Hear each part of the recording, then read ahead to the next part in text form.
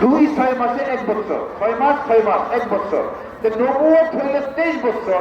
23 বছরকে যদি 2 ভাগ করা হয় তো 46 হয়। 46টা 6 মাস আছে। আল্লাহ রাসূল সব স্বপ্ন দেখছেন 6 মাস। অতএব নবুয়তটা 46 ভাগের 6 ভাগের 46 ভাগের 1 ভাগ হলে সব স্বপ্ন।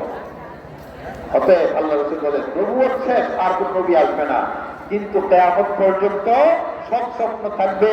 আল্লাহর বিশেষ বান্দা যারা, যাদের অন্তর পরিষ্কার স্বচ্ছ, যাদের আমল ভালো, আকীদা ভালো, সেই ভালো ইলম এবং আকীদাওয়ালা ব্যক্তির কলমের মধ্যে আল্লাহ তাআলা বিভিন্ন স্বপ্ন দেখায়া দেন।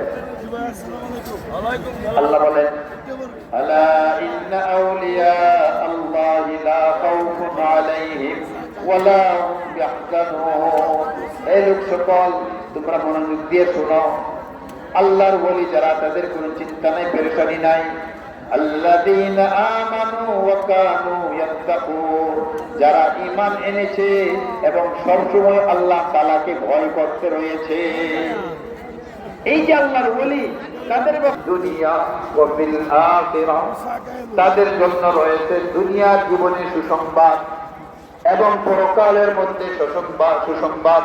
তাফসীরের কিতাবের মধ্যে লেখেন দুনিয়ার সুসংবাদ হইল সব স্বপ্ন, আর পরকালে সুসংবাদ হইল জান্নাত। সুবহানাল্লাহ। আল্লাহর ওলিরা কোথায় যাবে? জান্নাতে যাবে পরকালে। আর দুনিয়ার মধ্যে সুসংবাদ কি সুসংবাদ?